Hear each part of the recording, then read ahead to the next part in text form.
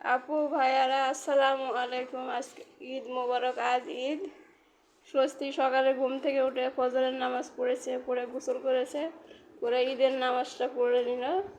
এখন ও নাস্তা করবো। ওর মনটা খুব খারাপ, ওর নানি 2 মাস আগে মারা গেছে।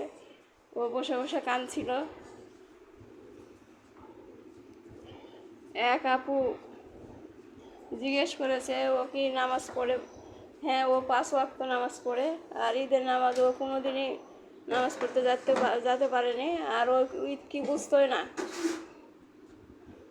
ওর বুদ্ধিটা একটু কম, কথা বলতে পারে না, গুছিয়ে কথা বলতে পারে না।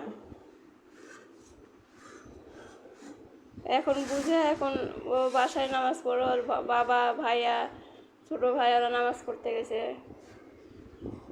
আর ও বাসায় নামাজ পড়লো। পরে এখন ও নাস্তা করবে। আর এক ভাইয়া জিজ্ঞেস করেছে ওর বাসা কোথায়। ওর বাসা রাজশাহী পদ্মা গার্ডেনের ওখানে। আপনারা সবাই আমার ছেলেকে দোয়া করবেন, ও যেন ভালোভাবে চলতে পারে। আন্টি আঙ্কেল ভাইয়া আপু, ঈদ মুবারক। তুমি ভালো করে বলতে পারি না। আন্টি আঙ্কেল ভাইয়া আপু, আন্টি আঙ্কেল ভাইয়া আপু, আমাকে ফলো করেন, শেয়ার করেন, লাইক করেন, কমেন্ট করেন।